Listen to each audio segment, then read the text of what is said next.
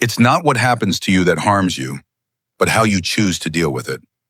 Those words were spoken over 2,000 years ago by Epictetus, born a slave, crippled from birth, and yet one of the wisest teachers in history. And somehow, despite all the time that has passed, they've never felt more relevant than they do today. Just stop for a second and look around. We're surrounded by noise, notifications, deadlines, pressure to hustle harder, to be more productive, to stay connected 24/7. We chase after more success, more validation, more likes, more someday goals. And yet, we often feel less fulfilled, less in control, more burnt out. Does that feel familiar?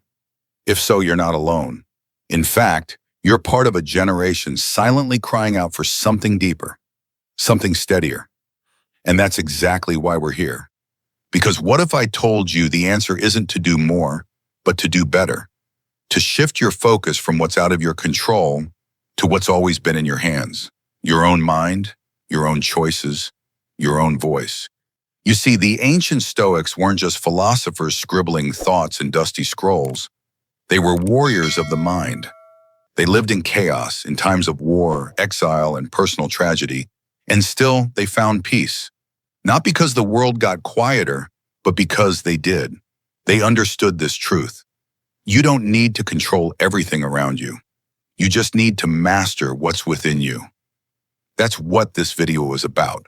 We're going to explore a kind of inner strength that doesn't shout, but speaks volumes.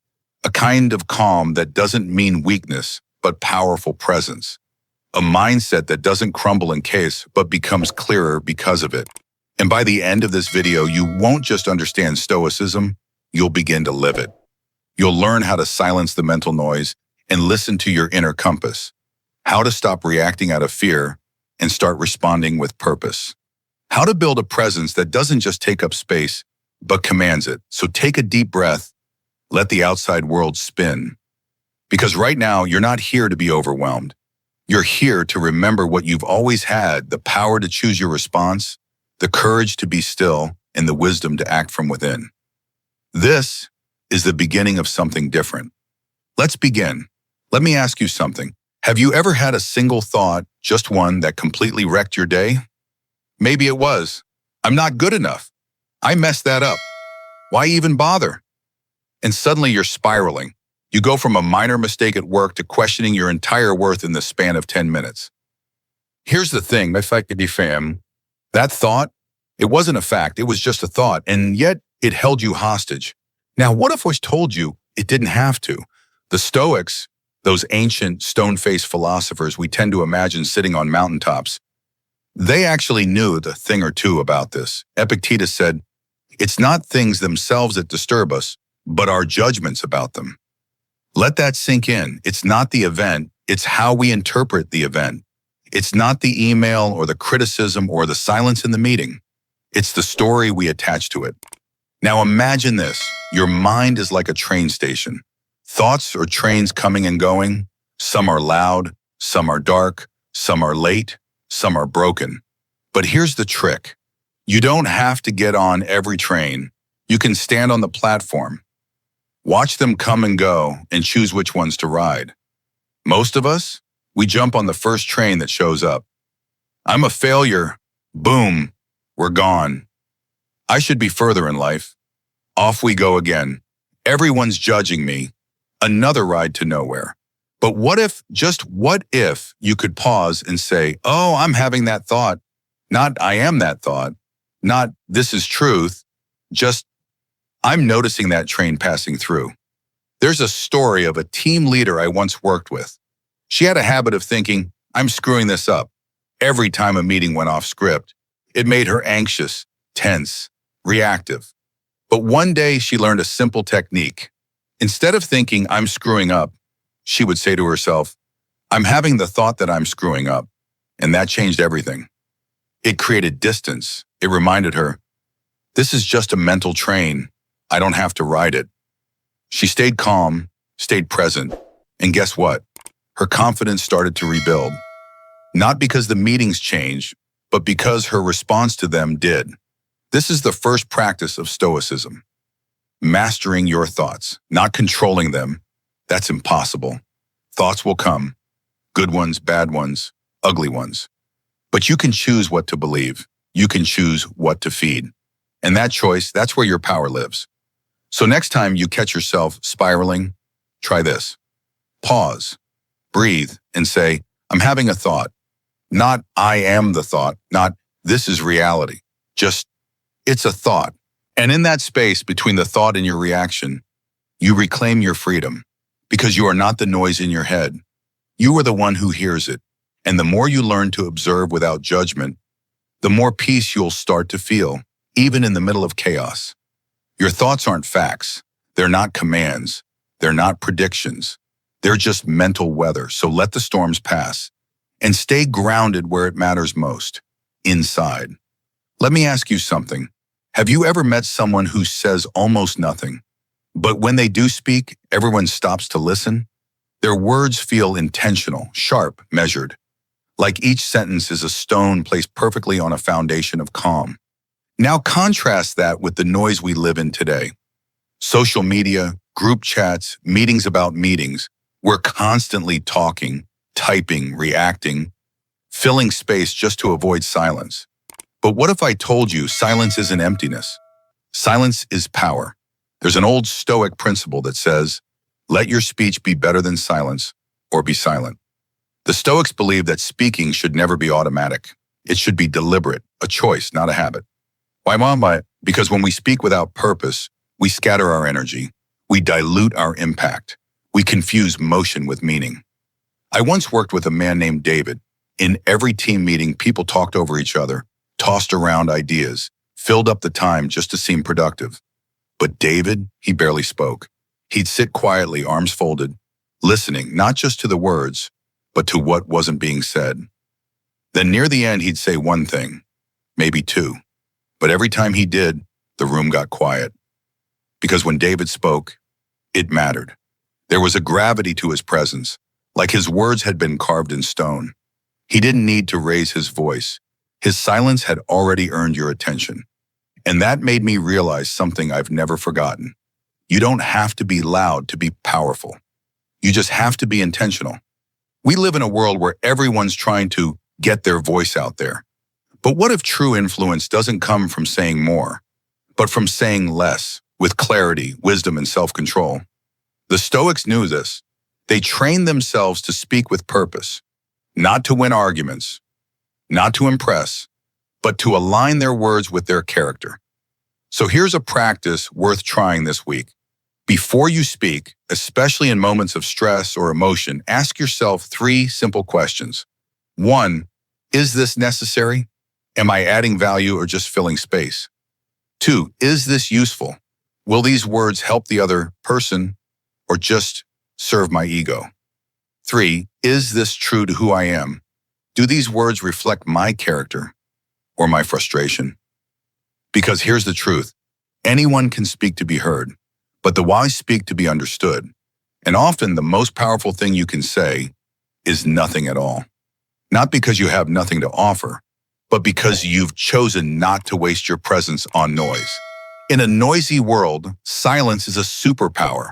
When you learn to pause before speaking, when your words are few but honest, when your presence says more than your voice ever could, that's when people start to listen, not just to your words, but to who you are. Let me tell you something that changed my life, and it came from a philosopher who lived nearly 2,000 years ago. The Stoics believed that life could be divided into 2 categories. What's within your control and what isn't. That's it. 2 buckets. Simple in theory, life-changing in practice. Think about your day today. How many times did you stress over something completely outside your control? Traffic, someone's rude email, an unexpected bill, your partner's bad mood, the economy, the news, the weather. We pour our energy into trying to fix, change, or resist things that are entirely out of our hands. And by doing that, we drain the one thing we do have power over, our response. The Stoics had a metaphor. Imagine you're the captain of a ship. You can't control the sea. You can't control the wind or the storm that's coming over the horizon. You can't stop the waves from rising or the sky from darkening. But what you can do is grab the rudder. You can steer. You can respond with clarity, courage, and composure, even when everything around you is chaos. I want to share a story about a man named Marcus, a real entrepreneur I met a few years ago. He had spent nearly a decade building his business from scratch. Late nights, missed holidays, taking big risks. He poured everything into it. And then, in less than 6 months, a market crash wiped it all out. Clients disappeared and investors backed out. Revenue vanished. He was devastated. But here's what's powerful. Instead of falling apart, Marcus sat down with a notebook. He drew a line down the middle of a page. On the left, he wrote, "What I can't control. The economy, the decisions of others, the timing, the past." On the right, he wrote, "What I can control. His work ethic, his attitude, his next move, his mindset." And that small act of separating the storm from the steering changed everything. Over the next year, he didn't just rebuild his company, he rebuilt himself. Because he realized something the Stoics knew all along. You may not control all the circumstances of your life, but you always control how you respond. That's where your power is, not in wishing the storm would stop, but in choosing how you show up in the storm. And here's the truth. Most of our suffering doesn't come from what happens to us. It comes from our resistance to what happens. We fight reality. We argue with it. And every time we lose. But the moment you stop resisting and start responding from a place of calm, purpose, and strength, that's when life starts to shift. So here's a question worth carrying into your week. What's mine to carry and what isn't? You can't control other people's opinions. You can't control whether you'll succeed on the first try. You can't control the noise of the world, but you can control your actions. You can control your effort. You can control your values, your voice, your focus, your direction. And then that's more than enough. Final thought, there is deep peace in accepting what's not yours to manage. And there is great power in taking ownership of what is. So next time life feels overwhelming, remember, you don't need to calm the storm. You just need to steer. Let me offer you a simple metaphor that can reframe how you think about your mind. Your mind is like soil. Whatever you plant there, doubt or discipline, regret or resilience, it will grow. And here's the catch. The mind doesn't choose what to grow. You do. Every thought you water, every belief you reinforce, every story you replay, they're seeds. And eventually they bloom into your habits, your outlook, your future. Now ask yourself this. What are you planting today? Are you constantly replaying the mistakes you made last year? Are you ruminating on that thing you said in the meeting last week? Are you clinging to a failure that already happened and cannot be undone? If so, you're not alone. It's a trap many of us fall into, this habit of replaying the past like it's a movie we can edit. But here's the truth. You can't rewrite what already happened, but you can rewrite what happens next. The Stoics had a powerful way of approaching this.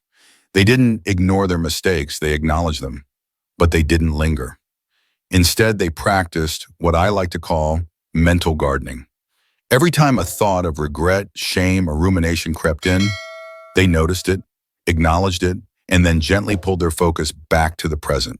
Not with force, not with frustration, but with patience and clarity.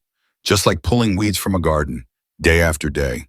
You don't curse the weed, you just remove it and plant something better in its place. Let me share a personal story with you. A friend of mine, Rachel, used to beat herself up constantly.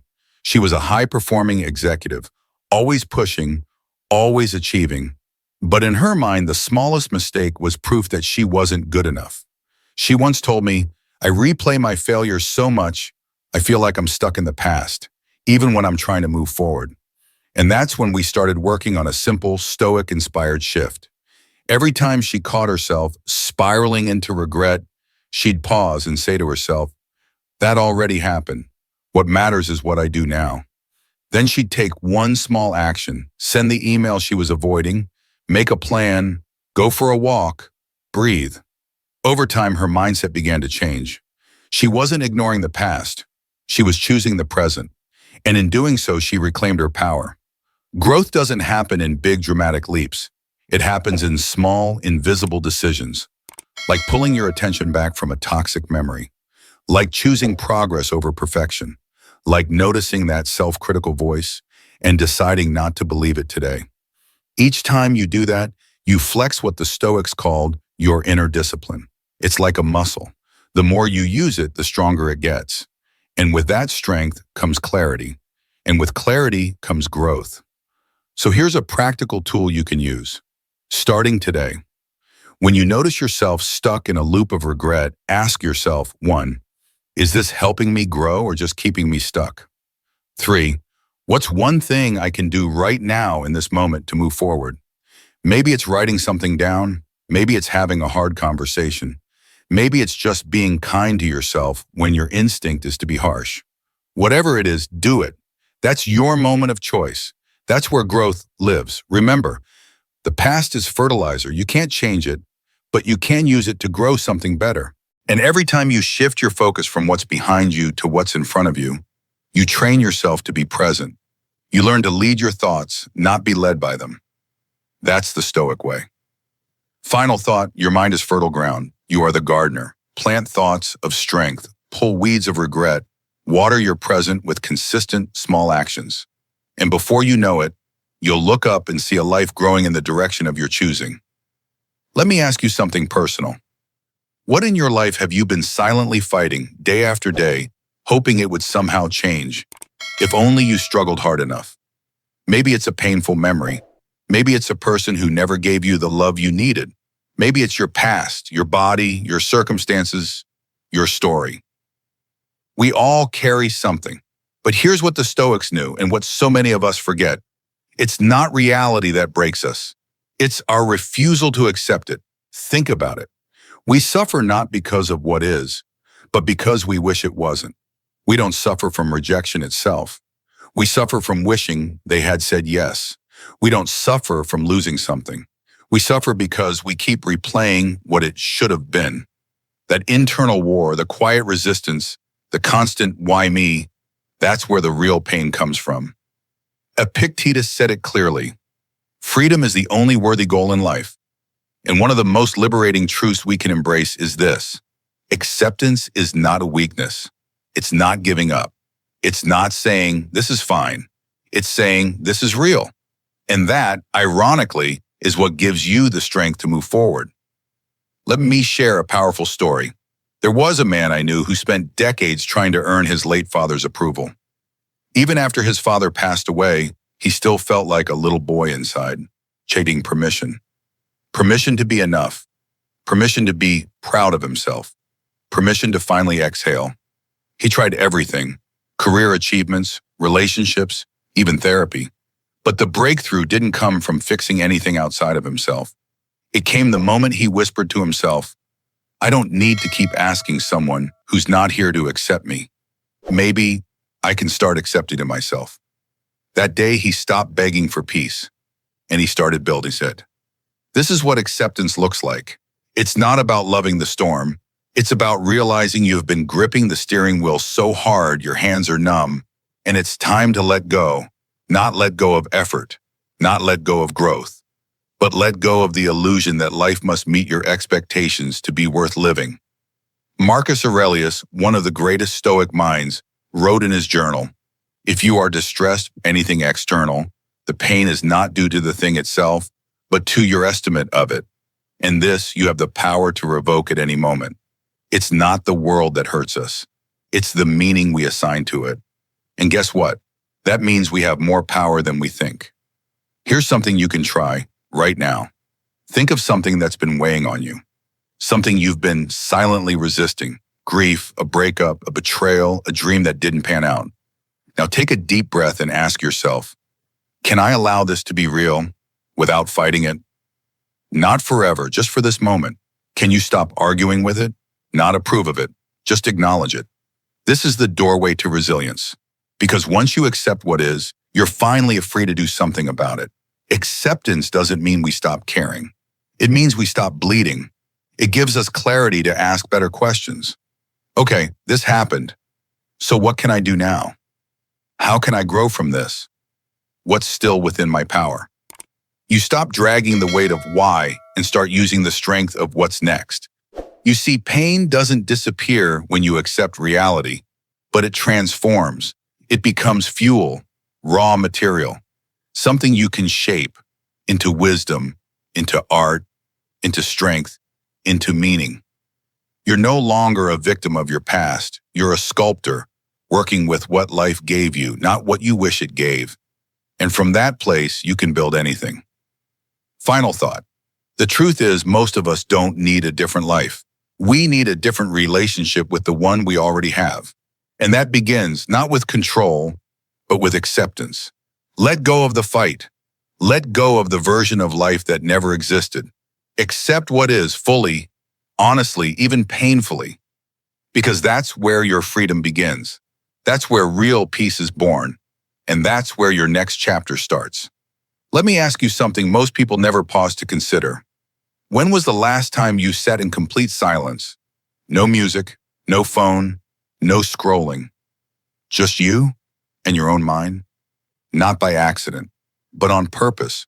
For many of us, that idea actually feels uncomfortable, almost scary. Because in a world that's constantly shouting notifications, podcasts, ads, meetings, scrolling reels of someone else's life, silence feels unnatural. But what if I told you silence isn't emptiness? It's clarity waiting to be heard.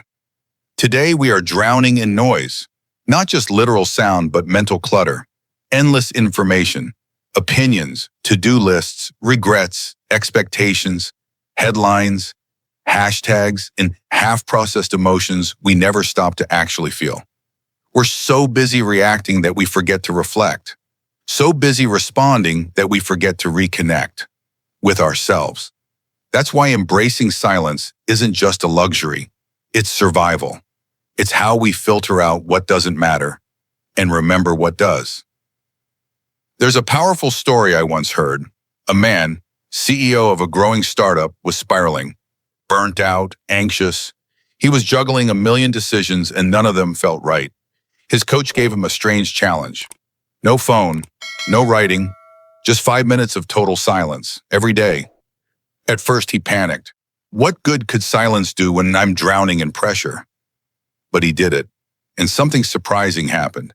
In those 5 quiet minutes, no tasks, no noise, he finally felt what he had been ignoring, that he was building a life that looked successful, but didn't feel meaningful.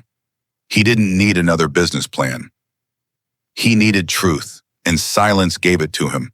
You see, when we stop escaping ourselves, we finally meet ourselves. When the surface stills, the deeper truth begins to rise. Just like Marcus Aurelius, the Stoic emperor who ruled an empire by day and ruled his mind by night. Every evening he wrote down his thoughts in silence, not for likes, not for praise, just to hear himself. And in that practice, he built clarity. Clarity that would guide his choices, not just for himself, but for millions. So here's the real question. What truth might you be missing because you never gave it room to speak? Maybe it's a quiet longing you have buried under busyness. Maybe it's a decision you already know deep down, but keep distracting yourself from. Maybe it's peace, simple, profound peace that's been waiting for you, just beneath the noise. Silence isn't an empty space. It's sacred space. It's a mental shelter where your priorities realign, your stress untangles, and your soul remembers what it's actually here to do. Even 2 minutes of quiet breathing, a silent walk without headphones, sitting in your car for a moment before going inside. These aren't wasted moments. They are clarity rituals. Little rebellions against chaos. Here's a thought experiment you can try today. Find a quiet corner. Set a timer for 5 minutes. Close your eyes and don't try to solve anything. Just watch what rises. Not to judge, not to fix, just to notice. You may be shocked by how much insight you've been carrying and how much of it's been buried under noise. We often search for answers in books, advice, endless scrolling. But some of the most powerful answers come not from adding more, but from subtracting. Subtracting noise, subtracting expectation, subtracting the pressure to always do, until what's left is something rare and real. Clarity. Final takeaway. We live in a noisy world, but you don't have to be a noisy soul. Silence isn't a void to be filled. It's a mirror to be faced. And if you're brave enough to look into it, you just might find the guidance you have been looking for. Right there, in the stillness, in the simplicity, in the sound of you, finally hearing yourself. There's a saying I once heard, your words are like blades. If you are not careful, you'll end up cutting yourself. Let that sink in. Most people think the damage from reckless speech is about hurting others. But here's the truth. Sometimes the deepest cuts are the ones we leave on ourselves, in our credibility, our relationships, our own self-respect. Think about the last time you said something you wish you could take back. Maybe it was a snap judgment, a sarcastic jab, an angry outburst in the heat of the moment. In just 2 seconds, the damage was done. A friendship strained, a teammate demoralized, a moment of grace replaced by regret. Now here's the twist. 2 seconds could have also saved it. That's the power of the pause. Just a beat, a breath, a small moment between stimulus and response. It doesn't sound like much, right? But in those 2 seconds, something profound happens. You choose. Instead of reacting, you respond. Instead of defending your ego, you reflect your values. And instead of pouring gasoline on conflict, you give space for understanding. Let me tell you a quick story. I once met a man, let's call him David, who struggled with his temper. He was quick-witted, sharp, even charismatic. But his words often left bruises. It was hurting his marriage. His team at work avoided tough conversations. And inside, he felt like his mouth was driving faster than his mind could steer. One day, during a heated argument with his son, his wife stepped in and said, "You don't even realize when you're hurting the people you love." That stopped him cold. He didn't want to lose his family to a runaway tongue. So he made a rule, simple, but life-changing. Pause for 2 seconds before replying. Every time, no matter the situation. 2 seconds. That's it. At first it felt unnatural, but soon those tiny pauses gave him just enough space to breathe, think, choose. He didn't become silent. He became intentional. And that changed everything. His marriage healed. His son started confiding in him again. At work, his influence grew, not because he talked more, but because when he spoke, people listened. So let me ask you, what if your words were fewer but truer? What if your silence carried more wisdom than your arguments ever could? You don't need to race to be the loudest voice in the room. You just need to be the clearest. And clarity doesn't come from speaking fast. It comes from speaking with purpose. Here's something the Stoics believe deeply. Speech is a choice, not a habit. Just because a thought enters your mind doesn't mean it deserves a microphone. Not every opinion needs to be voiced. Not every insult needs a comeback. Not every disagreement needs to escalate. Because real strength isn't in saying everything that crosses your mind. It's in knowing when to speak and why. You want to know what builds real power? Restraint, discernment, intentional speech. When your words come from a place of calm clarity, not emotional chaos, people feel the difference. You'll be the person who doesn't waste breath, the one who speaks less, but when you do, it lands. Final takeaway. The next time you feel that urge to reply immediately, to defend, to attack, to win the moment, pause. 2 seconds. That's all. Use that space to ask yourself, is this true? Is this helpful? Is this kind? Is this coming from the best version of me? You don't need to be perfect, just a little more aware, a little more intentional, a little more you, on purpose. Because the most powerful words aren't the ones said first. They're the ones said with thought, with heart, and with purpose. So after everything we've walked through together, it really comes down to 3 simple but life-changing pillars. Think less, talk less, focus more. Now that may sound counterintuitive in a world that constantly pushes us to think harder, talk louder, and chase more.